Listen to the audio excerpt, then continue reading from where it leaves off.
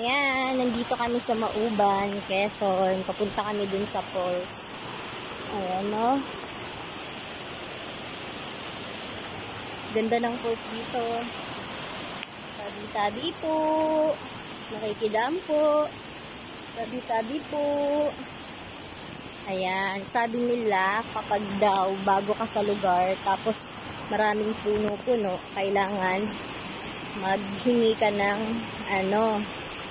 na makikiraan ka para hindi mo sila magambala kung ano man yung nandyan. Ayan, napakaganda mga madam. Ayan, ang ganda oh. Falls yan. Sa dulo niyan by falls. Ayan, ang kagandahan dito sa falls na to, may nakabukod siya na CR. May CR doon na nakabukod. Ayan. Ayan, ang ganda, diba? Literal, as yan, ang lamig ng tubig dito. Ayan, kung makikita nyo, grabe yung tubig, diba? Pagka lalo't umulan, sobrang lakas ng tubig dito. Ano yan, tubig na bundok. Galing sa bundok. Oh. Ayan.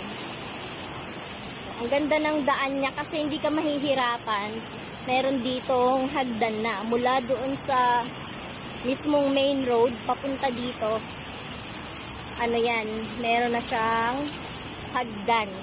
So hindi ka dito mahihirapan na umakyat. Ayan, dito yan sa Mauban, Quezon. Ayan, Mauban, Quezon kami pumunta. Dito sa Makasin. Ayan. Grabe yung tubig. Sobrang lakas ng tubig. So, hindi kami makakaligo dyan. Kasi sobrang lakas. Ayan, meron ditong puno ng balite. Ayan. Grabe. Ayan, ang ganda niya.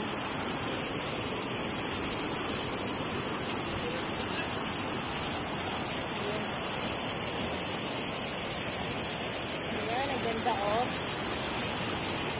Tapos meron ding daan doon. Ayan, paakyat dun. Tapos ito yung CR. Ayan. Tapos ito yung mga ipunan ng mga basura, mga plastic. So, ayan.